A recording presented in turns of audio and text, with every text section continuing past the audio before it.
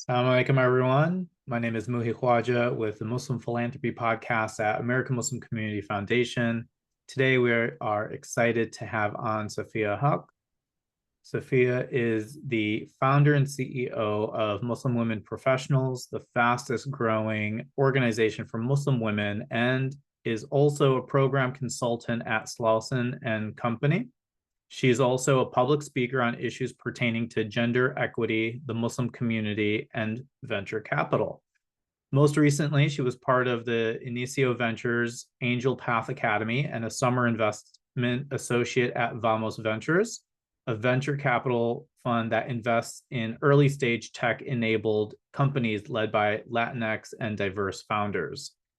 She was named one of the top 50 most influential Muslims in both 2023 and 2024 by Equality X.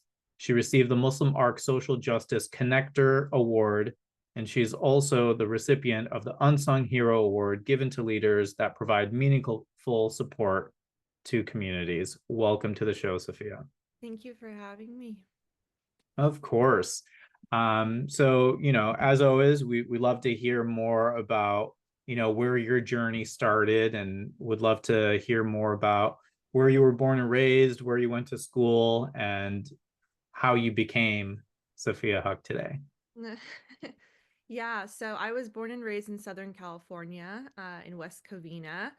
My dad's Pakistani, my mother is Mexican. So very diverse upbringing, and was actually really very much involved in the Muslim community at a very young age. I think that's where both my parents found a huge sense of purpose and community. And so going to the mosques here in Walnut and West Covina growing up, I feel like played a huge part in really allowing me to feel empowered and confident in being a Muslim woman. Um, and so, yeah, grew up here and ended up going to community college at Mount Sac, and then transferred to UCLA, where I got my bachelor's in gender studies.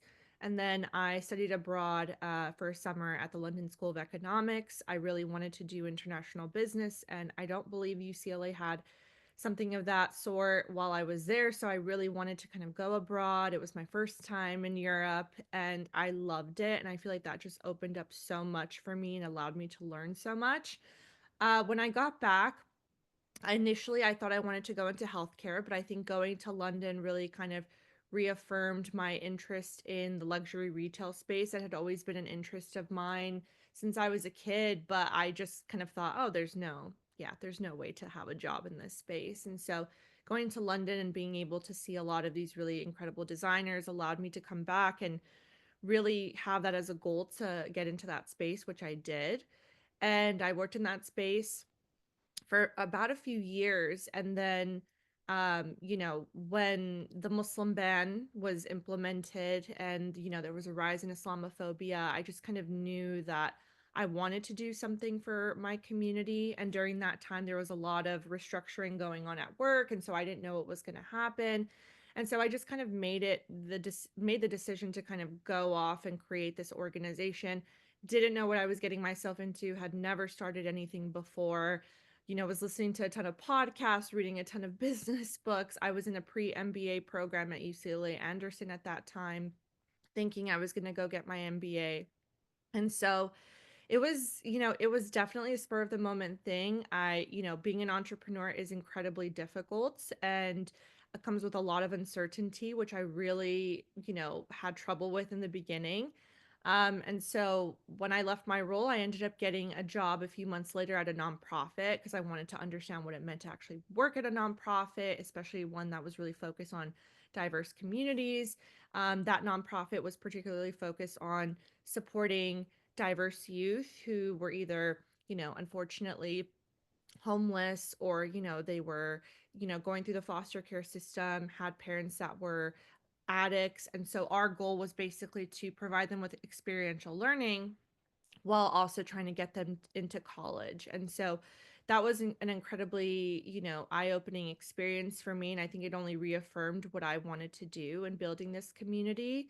And so, yeah, at that point was working on MWP and ended up being a part of an accelerator here in LA called Grid 110, that was started by Mickey Reynolds, and it was an accelerator for entrepreneurs in the LA area at that time. Now it focuses on entrepreneurs all across the country, but at that time was really supporting entrepreneurs who wanted to really build their companies and give them the resources and tools they needed. And so it was actually during that time that I started learning more about venture capital and was like, wait, I didn't know that there was a way to get money and go invest in companies like this. Like, I did not grow up wealthy at all. So I kind of always saw this as like, oh, this is something that like certain type of people can do, but I can't do it. Like, I always kind of put myself in a box. And so I was so grateful to have incredible mentors during that time. And so fast forward a few years, I've been working in VC now for about 3 years, and it's been an incredible experience. And so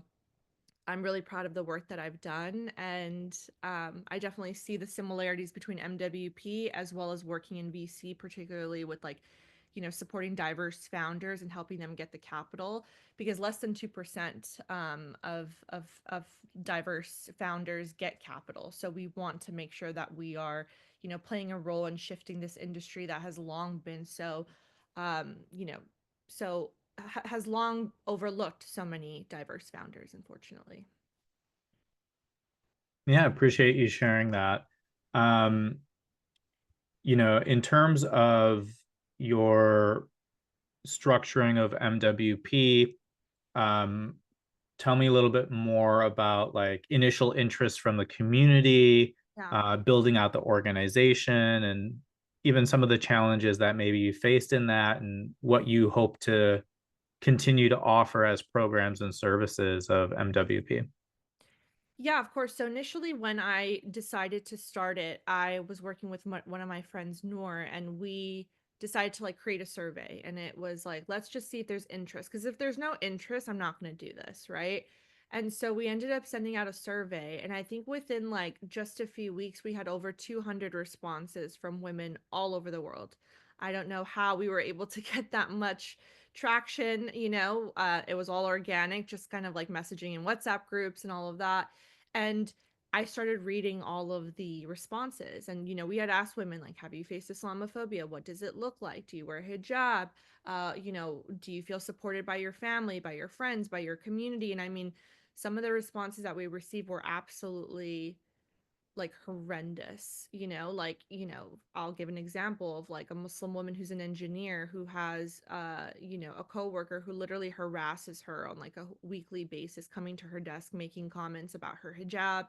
And that's when I just kind of knew, like, oh my gosh, like, this is a problem, and it has not been solved. And I did do research on other organizations at that time to see if there was something already like this, and those were more focused on like social justice, but I wanted something more focused for professional development, right? Because me and so many of my girlfriends would always have conversations about like, man, I don't know how to like switch careers, or I don't know how to ask for a raise. How much do I ask? How do I leverage what I've done? Like, nobody has taught us any of this, especially if you're the kid of immigrants, and let's say your parents have never gone through that before.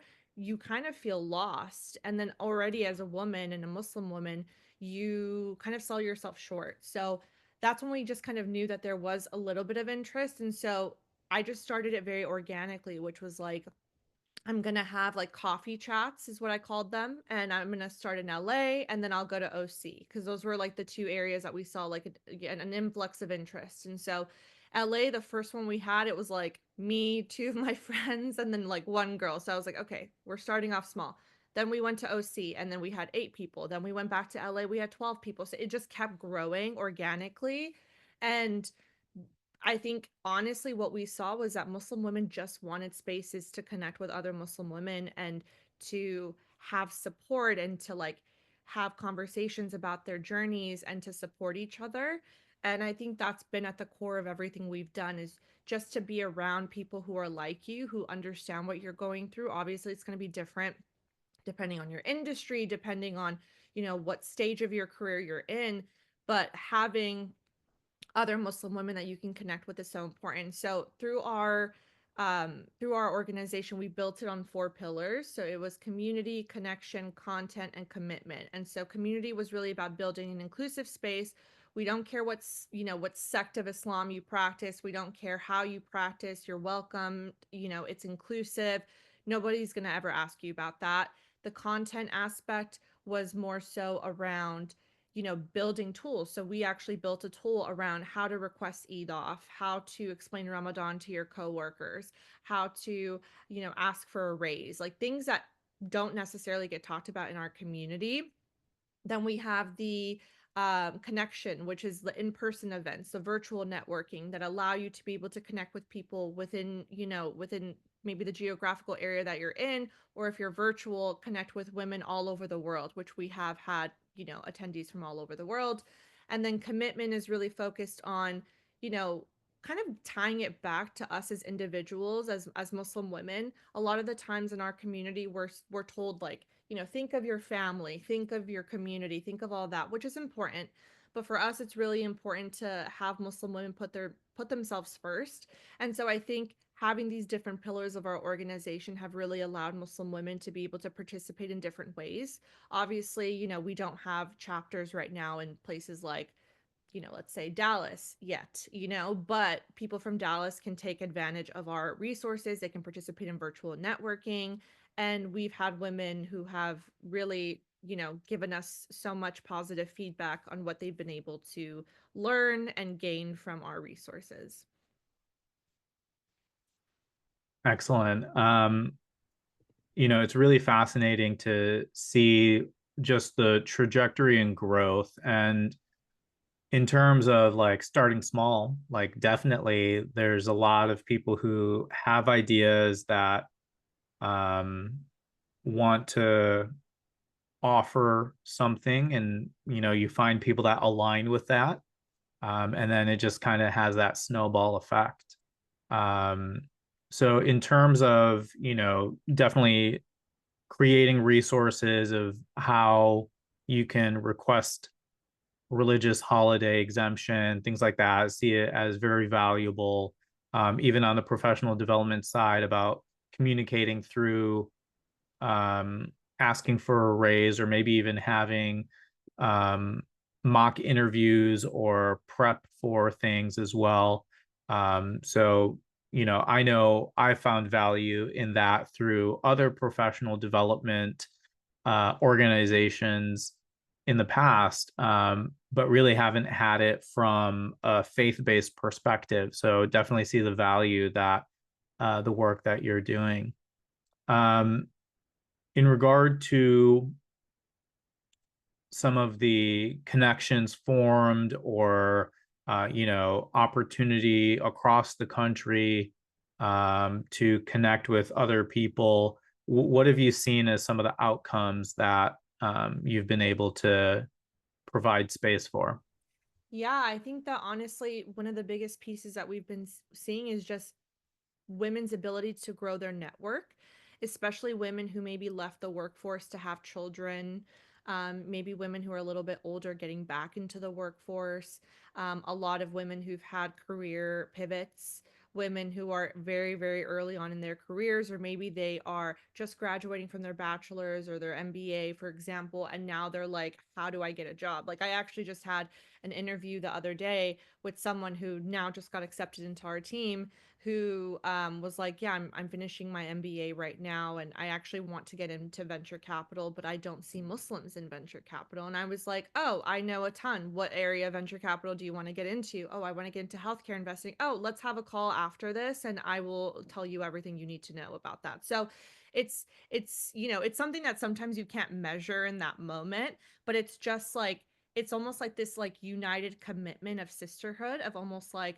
I know how hard it was to get into this space, and I don't want to be the only Muslim woman. And I think for so long, especially culturally, we're kind of taught, you know, uh, you know, focus on yourself and then you can focus on your community. I don't believe in that. I believe that you need to continue to, invest in your community, support your community, because you don't want to be the only Muslim or Muslim woman in a company, because you're not going to have any power, when it comes down to it. And so we're kind of like restructuring and reframing someone's way of thinking in the sense of, you know, there can be more than one of you, despite what people may say, and there should be more of us so that we can have more influence in a lot of these larger companies, because numbers do matter in these spaces. And so I think, I think that's just one example. But to be honest, like, I just have women come up to me all the time and they're just like, I'm so grateful this exists. Like, literally just something so simple, and they're like, I went to this virtual event, I went to this, in-person event, I connected with so many women. I didn't know how to network before until you gave tips on how to network, and I applied them to the networking event, and now I have calls with so many women that I met at your event. So it really is like the little things. And again, like, going back to why I started this, it was really because even at that time, I just saw so much competition, especially with Muslim women, and I did not see that with Muslim men. And I just found that so problematic. And I think it is a cultural thing, right? It's not an Islamic thing. Like, no, nowhere in our religion does it say there can only be one of you. It's not, it's a cultural thing of, especially being, first generation, this like this focus on yourself, right? And so I just saw that as kind of being incredibly problematic. And I think especially with everything that's happening right now with the influx of Islamophobia that continues to rise. I mean, we've had the highest rate of Islamophobia, I think, ever since CARE started tracking it about 30 years ago. Now more than ever, we need to lean on each other, and we need to support one another, and we need to really make sure that we help each other professionally, personally, so that way we can continue to grow as a community in these spaces. Yeah, and I think for, you know, in the spaces that I've operated in, again, like, there are people, regardless of faith or gender, even, that just are more gatekeeping kind of the secrets of success. But I think there's not really value in that. And trying to unlock some of that is really helpful in the community. So I think that's what framework you're also providing, is that, these are traits of success. These are ways in which you can advance in your career, that you can get connected with other people. And it's finding people like yourself who are opening those doors, having those conversations, that really make it important for our community to um, advance into other areas in our professions. And similarly, I think that, you know, from my experience, I've had managers who have been really great. I've had managers that have been difficult to deal with. And I've quit jobs before. I have had to deal with different types of bosses. So again, having the space to navigate through that with other people, I can see being a real value add. And from what I've heard, and obviously can't speak to experience, but I've noted that oftentimes women will talk about even hierarchically, like the structures within the companies they work at. Sometimes it's even the women that are harder managers to deal with. So again, can only see the value add in what you're trying to provide to the Muslim women professional community.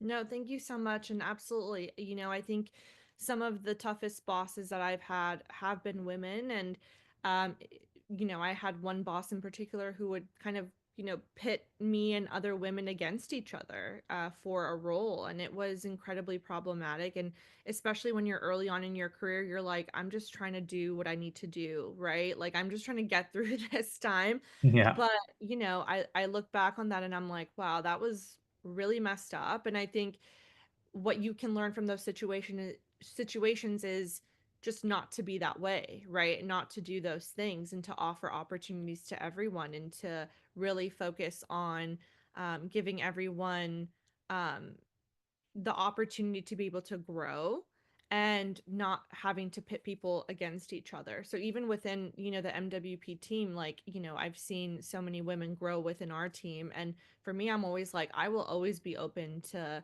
promoting people within this organization because I'm not going to be, CEO forever. I want it to continue to grow, and I want Muslim women to continue to see themselves in this role. And I think that it motivates women to be able to feel like I can grow within this organization. And if I just do my best, I'm not being compared to someone else. It's like, if I know that you're doing really well, I will give it to you. And that's that. And um, I think it shifts this mindset again for them to really focus on themselves and to see to see other women as, again, like a team, right? And to have the sisterhood and to really lean on each other. And I think that's been incredible to see. Yeah, I think, even at one of my jobs, primarily I've worked in the Muslim community, but I've also had a few experiences outside of the Muslim community in the nonprofit space. And one of the jobs I took, it was, I was maybe 30 years old at the time. But my colleagues were 40 in their 40s and 50s. Mm-hmm. So I experienced ageism because like the Yeah. salary that they offered me was $20,000 to $30,000 less than my peers who were doing the same exact job, but I was outperforming many of my colleagues, right? So it's interesting how you take that information and I fought for my raises when I found that out, and then it was like, don't tell your colleagues that you earned this bonus to make up for the mistake that we did, right? And there's all these like things that even in the nonprofit world you experience that may feel corporate, but it's just interesting how organizational culture permeates through, um, and how it's implemented, whether it's a company or a nonprofit. No, for sure. And actually, there was a girl in our team, Huma. I remember this was years ago, and I told her what I was making, salary wise at my company at that time. And I remember she was like taken aback. She's like, Sophia, you deserve more than this. Like, you're selling yourself short. And I kind of knew I always was, but I was like, okay, I'm new to this space. I want to prove myself and all of that. And she was like, no, like, you need to advocate for yourself. And she was actually the reason why I did, and why now I very much advocate for myself from that perspective. Because again, I think a lot of us are kind of taught, like, the thing from our parents of like, be grateful, like, you have a job, like, that's enough money, like, don't rock the boat. And it's like, you're not going to get anywhere.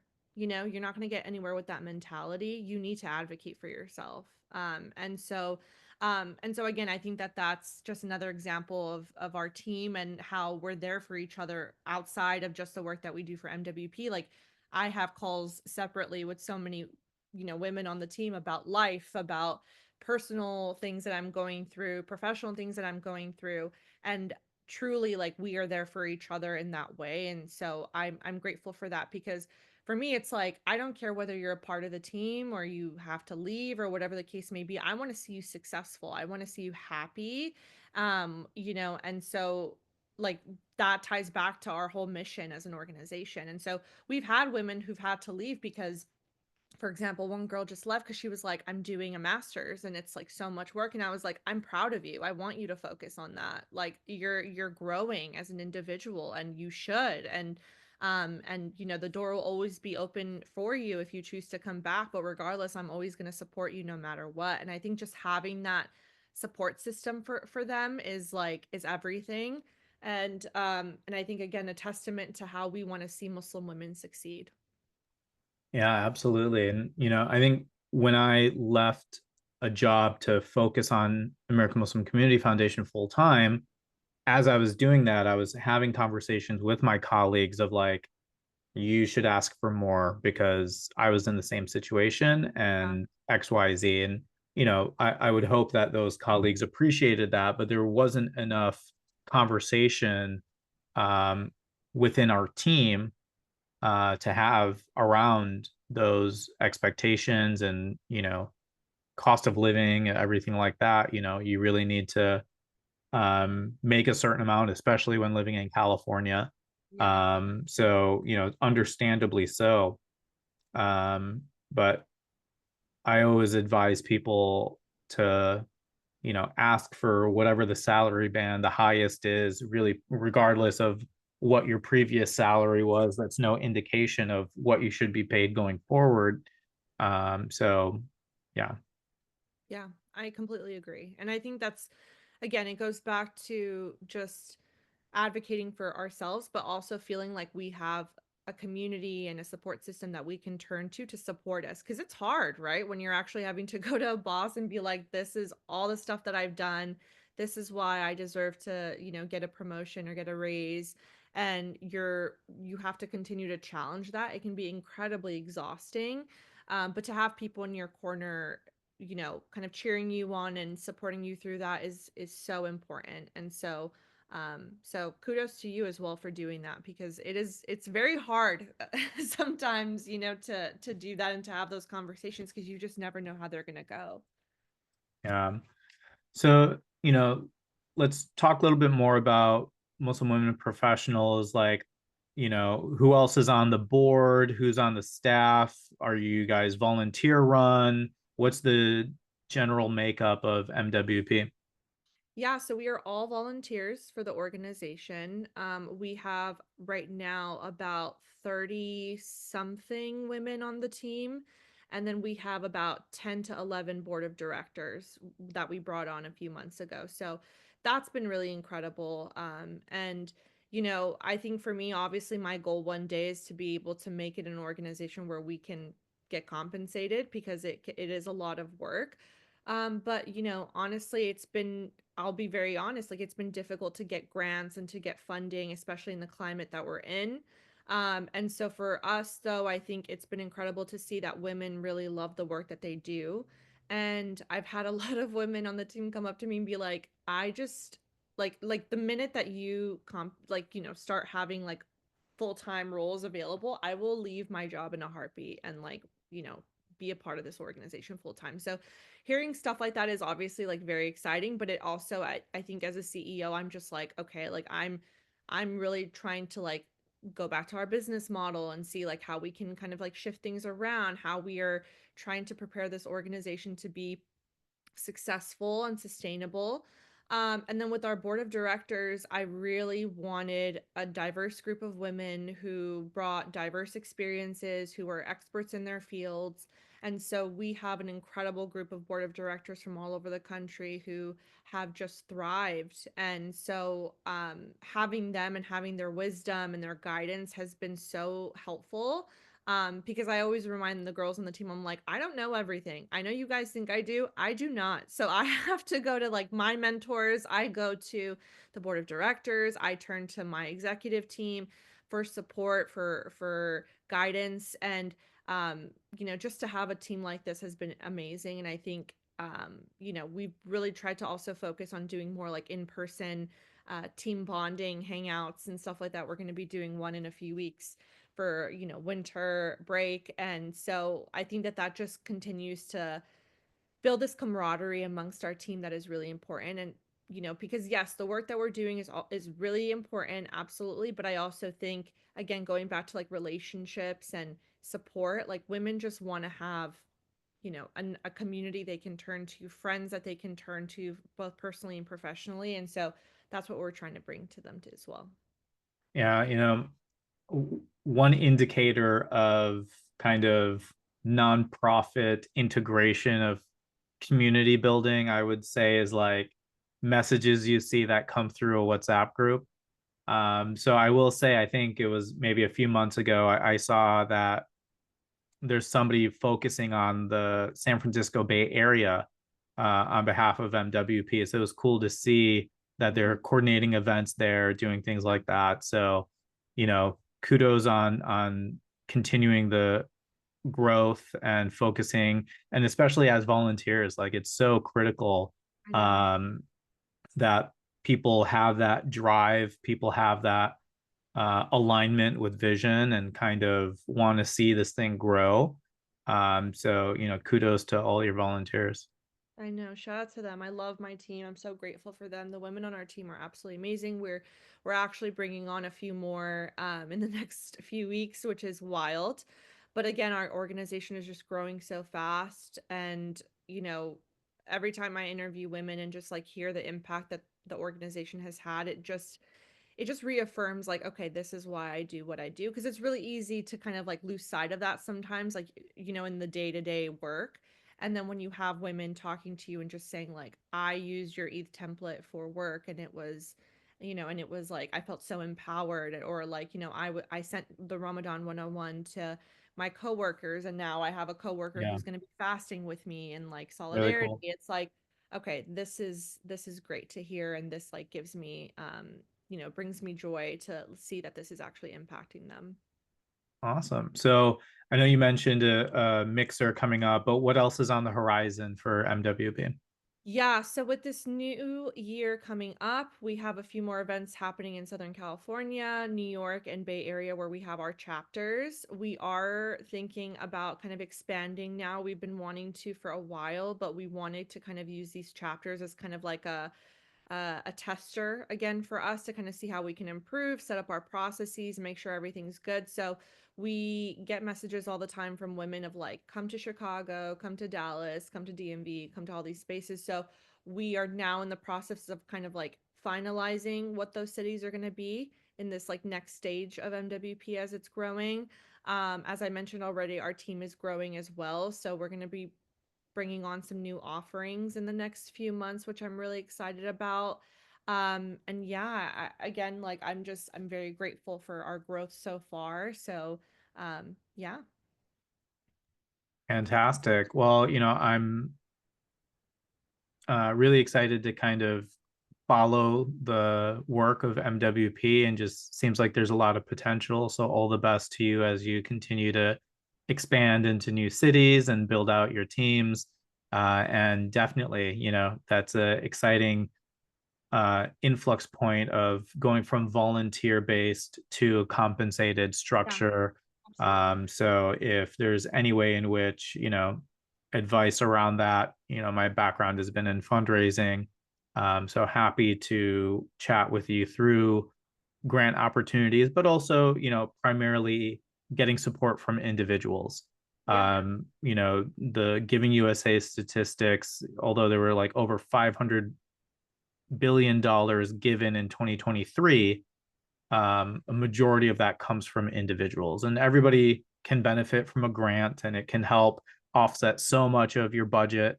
But don't lose sight on reaching out to family, friends, colleagues, members, those Absolutely. volunteers as well, Yeah. to try to create a budget, even if it's something small, to create more infrastructure. Because the more obviously you invest into the organization, the more you'll see come out of it. Absolutely. Yeah, I would love to set up some time with you maybe in the next few weeks with our finance team as well and our grants team. I think that's another thing that we really want to do is like lean into the community and the power of the community. AMCF has been incredible in collaborating with you all in the last few months. And so I think I actually have a call with the team in like an hour. So building those like relationships with the community is so important, especially in the times that we're in. There's a lot happening, and I think we really need to lean on each other, especially as like Muslim nonprofits. And so would love your support and guidance in the next few weeks. Absolutely. Yeah, I'm glad that MWP was nominated for the American Muslim Women's Giving Circle.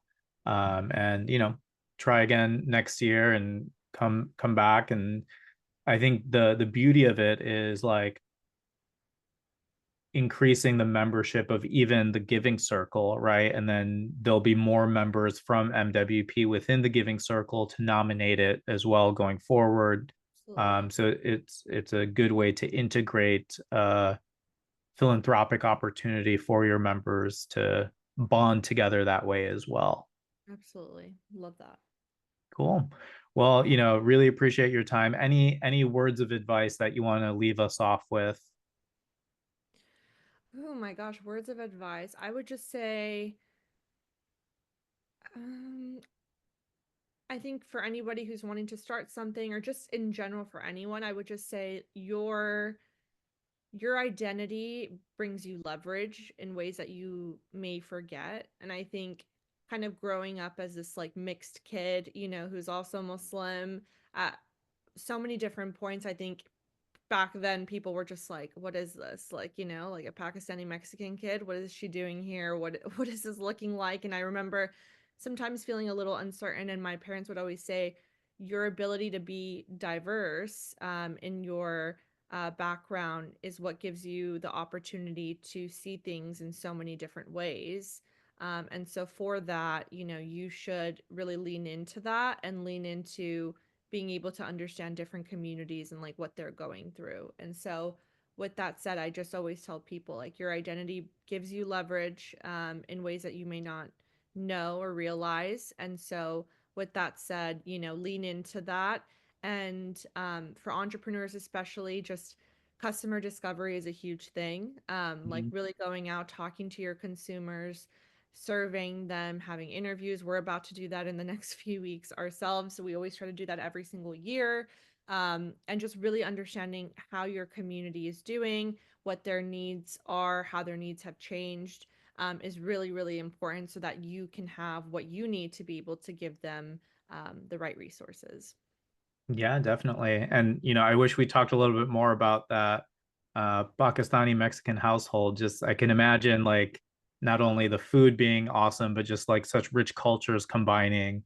They are. Yeah, I Yeah. love them so much. I mentioned to you already, I just came back from Mexico and being with family, and it's definitely something that I want to do more often. And I think even for me, like amidst the chaos of working in, very busy spaces, right? Nonprofit space, always something going on, venture capital, always something going on.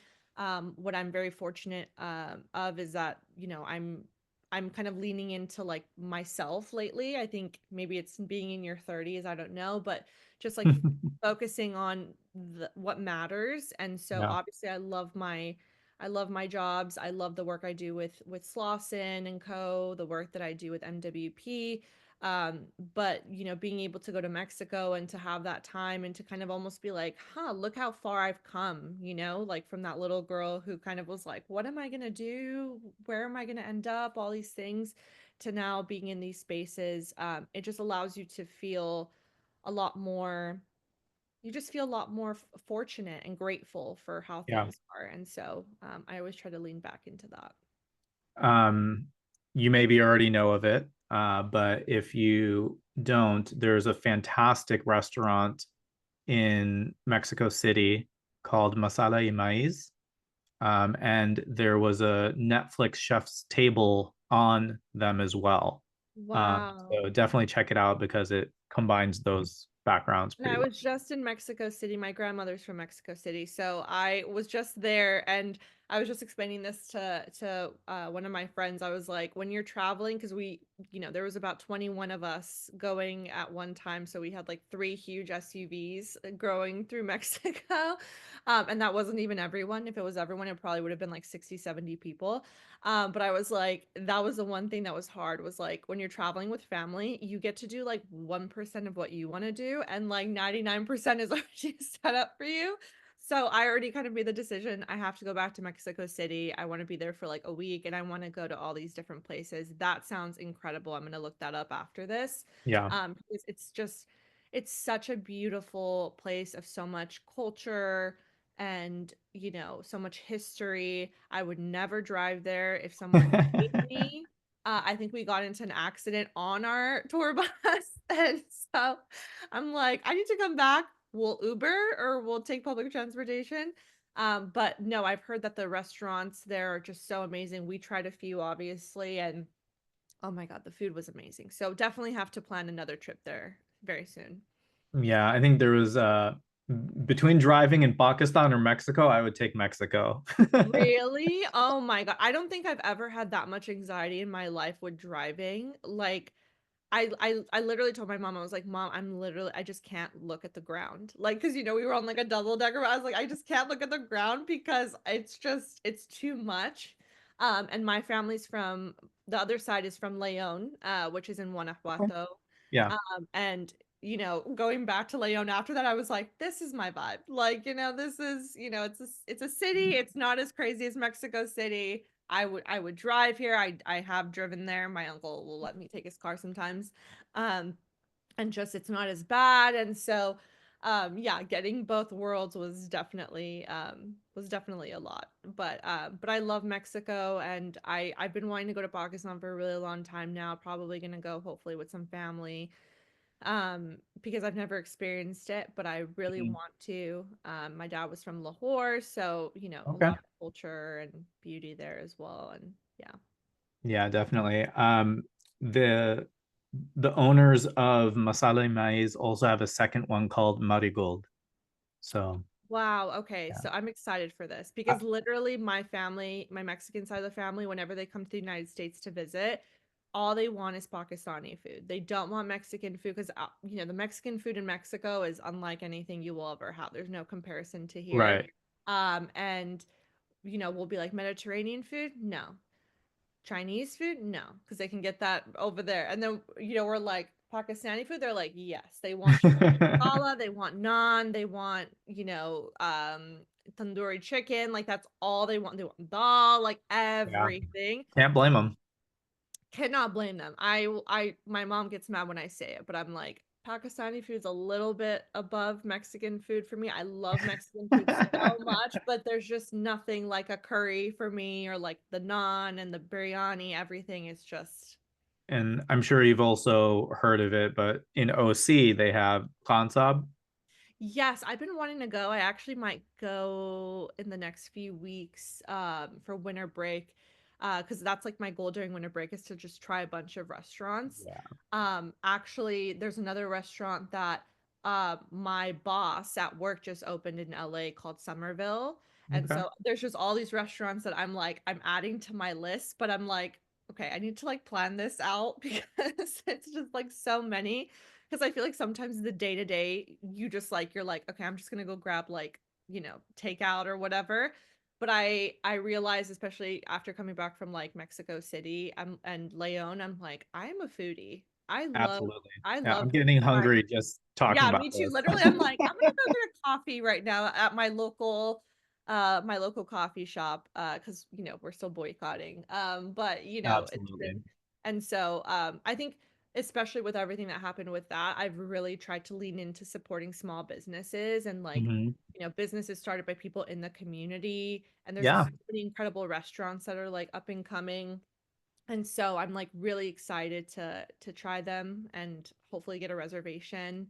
I just saw one that opened, I think, in Laguna Hills, and it's also Pakistani restaurant. It's like I think they reopened it again. They did like a rebrand. Um, nice. so want to try that because again, the food is incredible. So, Next time you go to CDMX in Mexico, I will send you a bunch of things oh to. my God, please Yeah. do. I feel like I did not get to try nearly as much of the food there as I would have liked, again, with me and my 50,000 family members. So, we'll definitely try for the next time. Awesome. All right. Well, Sophia, this has been a real pleasure chatting with you and getting to know you a little bit more. Um, you know, Everybody can follow along the Muslim Philanthropy Podcast, check out other episodes, and just really grateful to have an opportunity to share more about what you do with our audience. Thank you so much. And if people are interested in becoming a member or donating, they can just go to muslimwomenprofessionals.org. It's right there on our homepage. It was such a great experience to speak with you and learn more about the work that you're doing. And thank you so much for highlighting so many incredible organizations. Likewise. All right. Have a great one. Thank you, Muhi. Take care. Salam.